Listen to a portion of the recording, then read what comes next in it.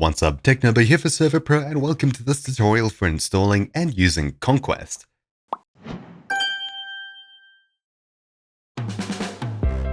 Konquest is a plugin that adds town creation, land claiming, and territory control mechanics to survival multiplayer Minecraft. To install a plugin, head over to the plugin section under your Minecraft server in your Server.pro VPS, then simply search for Konquest. Install the latest version that's compatible with your server, and restart. Alternatively, you can download it from the Spigot page and upload it to the plugin section on your Server.pro dashboard. On top of this, you'll also need Vault, Protocol Lib, as well as any other economy plugin of your choice. We'll be using Sane Economy.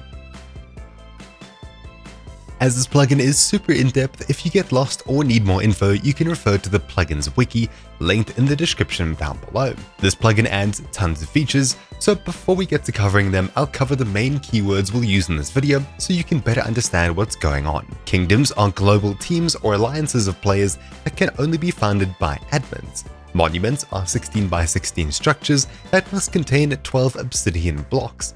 Once these 12 blocks are destroyed by attackers, the enemy will have destroyed and captured a town for their own kingdom. Placed chests will spawn with randomly generated loot for teams to use and quest rewards inside of them. Towns are player-claimed land with the monument we mentioned earlier in them automatically, for players to collect their quest loot and protect. Favor is the plugin's currency and is earned by completing quests. This last aspect is added by our economy plugins Bar Choice and Vault. Simple and easy to understand. It really is a mixture of other plugins and game modes out there already in a new flavor. The plugin's main command to open the player's GUI is /k. Players can also use /k help in chat to get a complete list of text commands they can use as well. On top of this, admins can use /k admin to see admin commands. Enough talking, let's get to setting up a kingdom. You can already have a monument built, or you can pick a new spot for a kingdom and capital. To create a new kingdom, we'll run /k admin make kingdom followed by a name. I'll call this one Blue. You'll see the name at the top of your screen, and the chunk borders will be highlighted in a particle effect. Using F3 and G, you can toggle your client's chunk debug mode. If you need to claim more chunks for your kingdom, run /k admin claim radius followed by a number to claim more chunks. I'll say 2. Upon doing so, you'll see the chunk border expands quite a bit. However, if you leave the area, you won't be able to get back in from the wild. To enter the kingdom's capital, we can use the admin bypass by running /k admin bypass.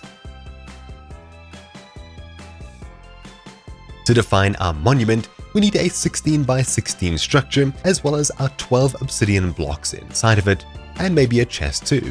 From here, we can run /k admin monument followed by a kingdom's name, space create. Then it'll tell us that we're now creating a monument template. Similar to World Edit, we need to select opposite diagonal corners of our structure to draw a block around it. Click to select position 1, and then you'll notice a particle effect that shows the size. When you reach the right size, 16 blocks, the particles will change color to green. Then we'll fly up and select the second spot. Then you'll be asked to set a travel point, which you can also set using /k admin set travel. This will set the travel point for players to travel to when they come to your capital. What we need to do from here is run /k admin save to save our current settings. If we run /k admin monument followed by the name of a kingdom and show, we'll then be able to see the borders around our monument once again. Now, I'll quickly do the same for another kingdom to test with. I've already got a monument created over here.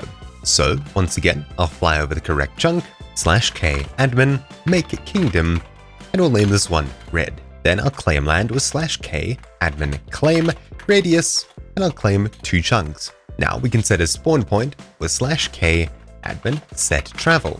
Finally, we'll need to make sure that we have 12 obsidian and a chest placed. Then we can finally run /k admin monument red create and draw out the borders around this monument. Corner 1, corner 2, and then the travel point. Loading in on another player's account, you'll notice my name is a different color. Red names are players in enemy towns, and my alt is red because it's already in a kingdom. Barbarians are yellow, players without kingdoms. To join a kingdom, use /k, and I'll use /k join, followed by the team's name, Blue. You'll then see some info and quests written in a quest log, a book on your screen. Players earn favor, which is a kingdom's currency provided by the economy plugins. Players can claim and complete quests to earn favor. Once in a kingdom, you can use /k chat to switch between kingdom-only chat and global chat. You should also notice that you've been teleported. We can teleport ourselves using /k travel, followed by a location. We can travel to a capital, home, or the wild.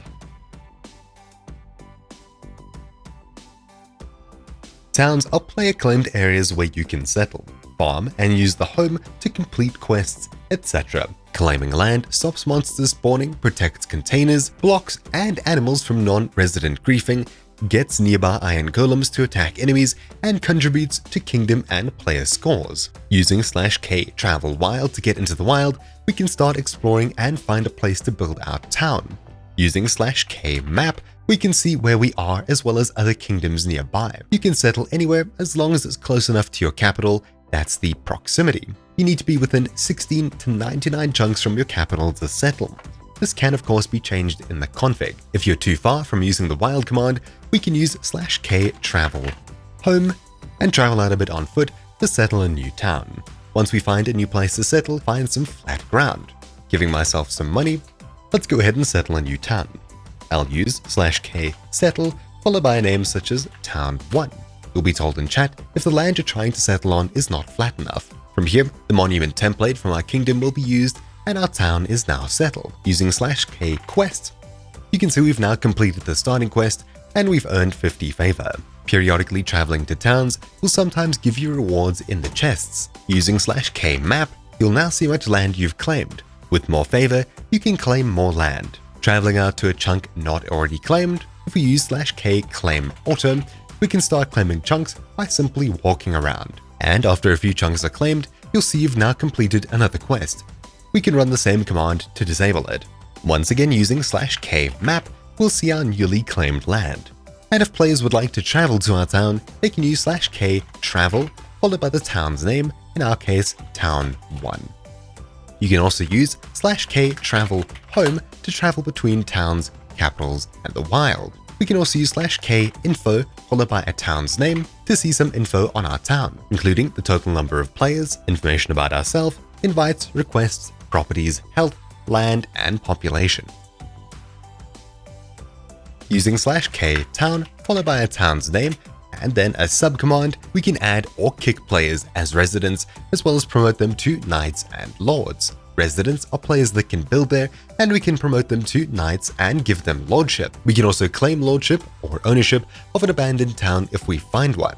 We can also head into options and open the town if we'd like anyone to join, and enable use of redstone switches and doors for enemies, rename the town, and use the shield subcommand. With this, we can protect our town's blocks from enemies for a limited amount of time, though this must be done before a raid, and we finally have upgrade. Heading into the upgrade menu, we can upgrade monument loot for rewards from quests, better animal drops, mining fatigue for enemies who choose to raid, counter intelligence to stop enemy spy maps locating this town, health buff to add 1 heart to friendly health bars, prevent damage, which stops all fire spread, town watch, which we mentioned earlier, and finally better enchantments to raise the quality of enchantment levels.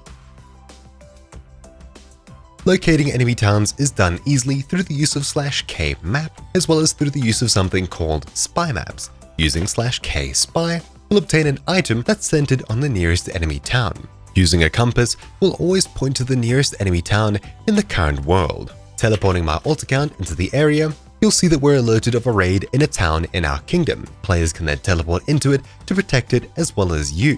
Kingdom players that choose to teleport and defend will be rewarded with a configurable reward. Town HP or the number of obsidian blocks can be seen as a health bar at the top. Players are given mining fatigue 1 or 2 if the town is upgraded when they are in enemy town land. Players can place and break blocks in enemy towns unless there are not enough enemy kingdom players online, which is configurable, or when the town has the Town Watch upgrade and there are not enough residents online. Damaged town monuments will eventually regenerate, which is also configurable.